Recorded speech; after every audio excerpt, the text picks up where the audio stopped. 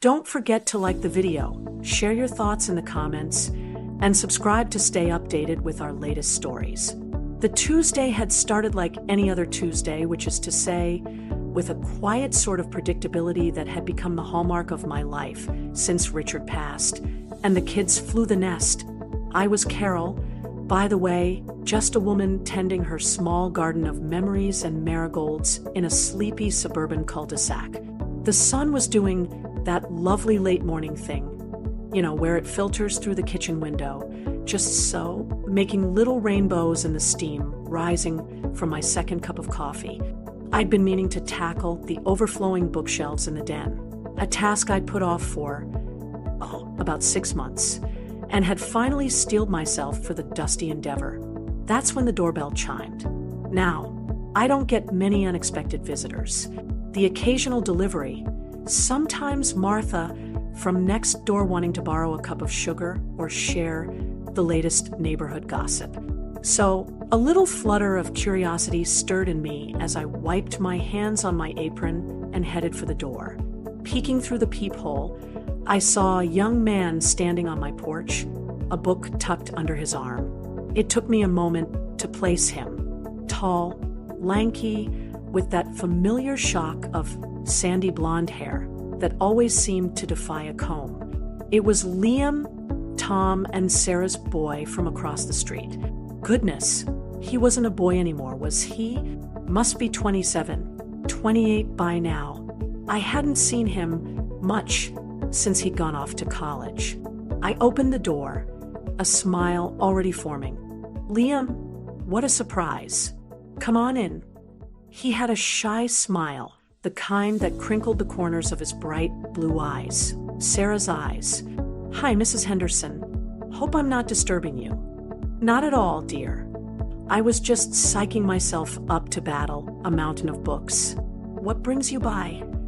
I stepped back, gesturing him into the hallway. The scent of old paper and lemon polish, my signature home fragrance, seemed to greet him. Mom asked me to return this, he said, holding out the book. It was an old, well-loved copy of To Kill a Mockingbird, one I often lent out. She finished it last week and, well, Mom, she gets sidetracked. I chuckled. Sarah was a wonderful woman, but focus wasn't always her strong suit. That she does. Thank you, Liam. Would you like to come in for a moment? I just brewed a fresh pot of coffee, or maybe some iced tea. It's warming up out there. The words were out before I'd really thought them through, just the old habit of hospitality. He hesitated for a split second, just long enough for me to think he'd decline. Coffee sounds great, actually, if it's no trouble. No trouble at all, I assured him, leading the way to the kitchen. Have a seat at the table. My kitchen is sunny, yellow walls a bit cluttered with canisters and recipe books. The window above the sink looking out onto my bird feeder, which was currently hosting a rather boisterous blue jay. Liam sat, placing the Harper Lee classic carefully on the checkered tablecloth. He looked a little out of place in my cozy, slightly old-fashioned kitchen, dressed in a simple t-shirt and jeans. Yet there was an ease about him, too. So, how have you been, Liam? I asked, pouring him a mug of coffee, the dark aroma filling the air. Last I heard, you were working, was it in the city? Some kind of tech thing. He took the mug with a grateful nod. Yeah, software development. It's interesting. Keeps me busy. He took a sip of coffee. This is really good coffee, Mrs. Henderson. Call me Carol, please, dear. Mrs. Henderson makes me feel ancient, I said with a light laugh. And the secret to the coffee is a cinnamon stick in the grounds. A genuine smile spread across his face then, transforming his somewhat serious expression. Carol, okay. Cinnamon, huh? I'll have to remember that. He looked around the kitchen, his gaze lingering on the photographs pinned to the corkboard by the phone, pictures of my kids at various ages, Richard and me on a long-ago beach vacation. It's nice in here. Homey. Smells like my grandma's house used to. That little comment, so simple tugged at something in my chest. My own grandmother's kitchen had always been a haven of warmth and comforting smells. Thank you, Liam. That's a lovely compliment. We sat in comfortable silence for a moment, the only sounds the ticking of the grandfather clock in the hall and the distant hum of a lawnmower. I noticed his hands then, cradling the coffee mug. They were long-fingered, capable-looking hands, not the soft hands of a boy anymore. There were faint ink stains on his right index finger, like he'd been writing. "So did you enjoy the book?" I asked, nodding towards To Kill a Mockingbird. It felt like a safe, neutral topic. His expression softened. I actually reread parts of it when Mom was done. It's been years. It's powerful. Still holds up, you know? It really does. I agreed. Atticus Finch was always a hero of mine. Mine too, he said, his voice a little quieter. It makes you think about things, about doing the right thing, even when it's hard. He looked directly at me then, his blue eyes surprisingly intense. There aren't a lot of Atticuses in the world anymore, are there? His question, so direct and a little melancholic, caught me off guard. It wasn't the sort of thing you expected from your neighbor's son, who just popped over to return a library book. It was the kind of question that usually came after a few glasses of wine with old friends, or in the quiet, searching hours of the night. And that, I suppose, was the first little tremor, the first hint that this wasn't going to be just a polite, superficial chat. The air in my sunny kitchen suddenly felt a little thicker, charged with an unspoken something. And I found myself leaning forward, genuinely wanting to hear what he had to say next. What happened after that simple question? Well, that truly did surprise me. He didn't wait for an answer. Not really. It was more of a thought spoken aloud. He traced the rim of his coffee mug with a fingertip. He continued, a slight furrow in his brow. Everyone's so quick to judge, so loud with their opinions. But how many are willing to actually stand for something? To listen? It feels like a lost art. I found myself nodding slowly. I know what you mean, Liam. The world feels noisier, somehow, than it used to, and not always in a good way. I thought of the constant barrage of news, the endless arguments on social media that even I, a reluctant participant, couldn't entirely escape. Exactly, he said, looking relieved that I understood. I work in tech, and it's all about connection, supposedly, connecting people across the globe. But sometimes I think we've just found more ways to misunderstand each other, faster and louder than ever before. He gave a short, somewhat rueful laugh. Sorry, I didn't mean to get all philosophical on you. It's just something I've been thinking about lately. No, don't apologize, I said, and I meant it. It was refreshing. Actually, how often did I have conversations like this anymore? My friends and I usually talked about our gardens, our grandchildren, the latest aches and pains. Important things, yes, life things, but not often this kind of searching. It's a valid thought, and a little surprising to hear from someone your age. If you don't mind me saying, I guess I associate that kind of world weariness with us older folks. He smiled, a genuine, almost boyish grin this time. Maybe I'm just an old soul, or maybe it's the books. Mom always said I had my nose in a book from the time I could read. Yours included, he added, gesturing to the copy of Mockingbird. This one, The Great Gatsby. Fahrenheit 451, they make you think. They do indeed, I murmured, my mind drifting to my own dusty shelves in the den, a silent testament to a lifetime of seeking understanding through stories. It's funny you mention Fahrenheit 451. I was just thinking about rereading that.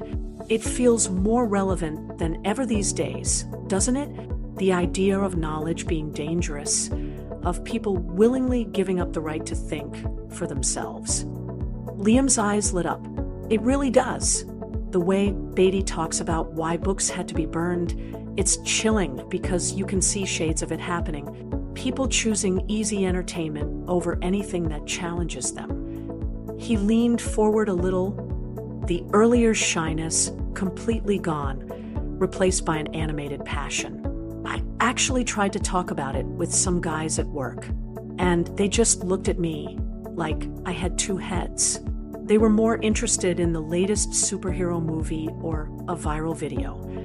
I felt a pang of something akin to recognition, not because I discussed dystopian novels with my peers often, but because I knew that feeling of holding a thought or a passion that didn't quite fit with the people around you. It can be hard to find people who want to dig a little deeper. I acknowledged. Yeah, he said, then looked down at his mug, a flicker of that earlier reserve returning. So, thanks for letting me ramble. Liam, I said gently, it wasn't rambling, it was a conversation, and a very interesting one. I topped off his coffee, and then my own. The afternoon sun had shifted, now casting longer shadows across the kitchen floor. The blue jay had flown off, replaced by a pair of chattering sparrows. Tell me, what else have you been reading or thinking about? It was a simple invitation, but it felt like opening a door I hadn't realized was closed.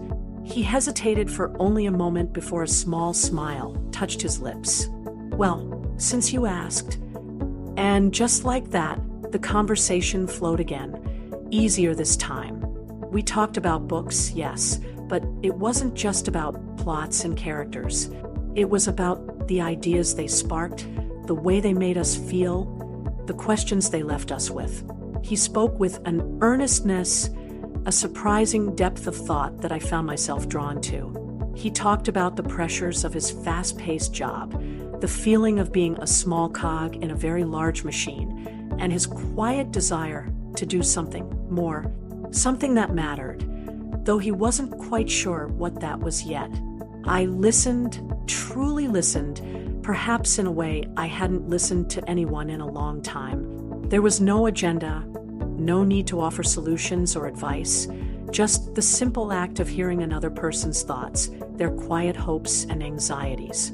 And in his words, I found echoes of my own younger self, that period of searching and questioning that seems to fade with the routines and responsibilities of middle age. He asked me questions too, about Richard, about my children, about what it was like growing up in a different era. He wasn't just being polite.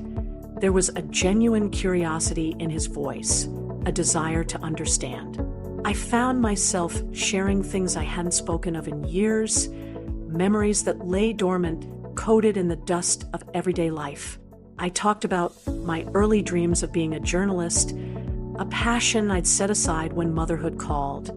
I even confessed my secret love for old black and white movies, the kind with witty dialogue and glamorous stars. You wanted to be a journalist? He asked, his expression thoughtful. Why didn't you pursue it later, after your kids were grown? The question was direct, but not unkind. I paused, looking out the window at the now peacefully feeding sparrows. Life, I suppose, I said with a sigh. It has a way of setting you on a path, and sometimes you forget there were other trails you once wanted to explore. And then it just feels too late. I don't think it's ever too late to explore a trail, Carol. Liam said softly, his gaze steady on mine, maybe just in a different way. His words, so simple, so earnest, landed with a surprising weight. It wasn't a platitude. It felt like a genuine belief he was offering me. And in that moment, looking at this young man, my neighbor's son, who I'd only ever known as a child from across the street, I felt a connection that was as unexpected as it was profound. The shock wasn't a sudden event, no crashing cymbals or dramatic revelation. It was a quieter thing, a dawning awareness. The shock was realizing how much common ground could be found in the most unlikely of places, with the most unlikely of people. It was the surprise of being truly seen and of seeing someone else, perhaps for the first time. The afternoon was wearing on, the light outside turning golden, and I knew this conversation was something special, something I wouldn't soon forget. The grandfather clock in the hall chimed 3, a soft, sonorous sound that seemed to mark a shift in the afternoon's gentle rhythm. Liam glanced towards the sound, a flicker of awareness in his eyes, as if remembering that time outside this kitchen was still moving forward. "Wow, 3 o'clock already," he said, a note of surprise in his voice. "I should probably let you get back to your day. I've taken up so much of your time." "Not at all, Liam," I said, and it was the truest thing I'd said all day. "This has been, well, it's been a real pleasure." I meant it. The mountain of books in the den was completely forgotten, and in its place was a feeling of lightness, of unexpected camaraderie. He stood up, and I did too. For a moment, we just stood there by the table, the remnants of our coffee and conversation hanging in the warm air between us. There was a comfortable silence, not awkward, but one that acknowledged that something meaningful had passed between us. "Thank you again for the coffee, Carol," he said, his earlier shyness replaced by a warm sincerity. "And for the conversation. It's not every day you get to talk about Atticus Finch and dystopian futures with someone who actually gets it." I smiled. The pleasure was all mine. "Liam, it's good to know there are still people out there reading the good books and thinking the big thoughts." He picked up To Kill a Mockingbird from the table, holding it for a moment. "You know," he said, looking at the worn cover, "I have a few books at my parents' place, some I think you might enjoy. Old sci-fi, mostly, but the kind that really makes you think. Like you said, maybe I could bring them over sometime, if you'd like, that is." The offer was casual, yet it felt like more than just a polite gesture. It was an opening, a possibility of future conversations. And I found myself, to my own surprise, genuinely hoping he would. "I'd like that very much, Liam," I said. "I'm always looking for new old books, if that makes any sense." He grinned. "Makes perfect sense to me." He headed towards the hallway, and I walked with him. At the front door, he paused, turning to face me. The afternoon light from the sidelight windows illuminated his face, highlighting the earnestness in his blue eyes. "Seriously, Carol," he said, his voice a little lower, more earnest. "Thanks. I've been feeling a bit adrift lately. My job is fine, pays the bills, but sometimes I wonder what the point of it all is, you know? Talking with you today, it helped. It made me feel a bit more grounded." His admission, so open and vulnerable, touched me deeply. Here was this young man on the cusp of his life, grappling with the same existential questions that people of all ages face. And he was sharing that with me, a woman practically a stranger to him an hour before. It was a gift, that kind of trust. "Liam," I said, my voice equally soft. "We all feel adrift sometimes, no matter how old we are. The important thing is to keep seeking those moments of connection, those conversations that make us feel grounded. They're out there, sometimes in the most unexpected places." I smiled, thinking of how this ordinary Tuesday had become anything but. He met my gaze, a look of profound understanding passing between us. It wasn't a romantic connection, not in any conventional sense. It was something else, something perhaps rarer, and, in its own way, more precious. It was a meeting of minds, a recognition of shared humanity, a moment of genuine empathy that transcended age and circumstance. This was the real shock, the beautiful, quiet surprise of it all. The world suddenly felt a little less noisy, a little more hopeful. "I'll see you around, Carol," he said, opening the door. "You too, Liam. And tell your mom I said hello." He nodded, gave a small wave, and then he was gone, walking down the porch steps and across the street. I watched him for a moment, a tall, thoughtful figure disappearing into the familiar landscape of our neighborhood, a landscape that somehow looked a little different now, imbued with a new layer of meaning. I closed the door slowly, leaning against it for a moment. The kitchen was quiet again, save for the hum of the refrigerator and the distant sounds of the neighborhood. The scent of coffee still lingered, but now it was mingled with the fainter, more intangible aroma of shared thoughts and unexpected kinship. I walked back into the kitchen, my gaze falling on the 2 empty coffee mugs still on the table, such ordinary objects, yet they felt like artifacts from a significant encounter. I hadn't battled the mountain of books in the den. I hadn't done any of the chores I'd planned. Instead, I had stumbled into something far more enriching. I had connected with another human being on a level I hadn't anticipated, and it had stirred something within me, something that had been dormant for too long. It was a feeling of aliveness, of curiosity, of a renewed sense of wonder about the world and the people in it. My neighbor's son had come by to return a book, and in doing so, he had returned a piece of myself to me. I walked over to the window above the sink, looking out at my small garden. The marigolds were blazing orange in the late afternoon sun. Richard had always loved marigolds. He'd said they were like little suns, even on cloudy days. For a long time after he passed, looking at them had brought a pang of sadness. But today, they just looked bright, cheerful, full of life. Liam's words about it never being too late to explore a trail, even in a different way, echoed in my mind. My old dream of being a journalist, it wasn't about bylines in a big newspaper anymore. Maybe it was about something simpler. Maybe it was about capturing stories, even small ones. Maybe it was about paying attention, truly paying attention to the world around me, to the quiet dramas and unexpected connections that unfolded every day, even in a sleepy suburban cul-de-sac. I thought about the conversation.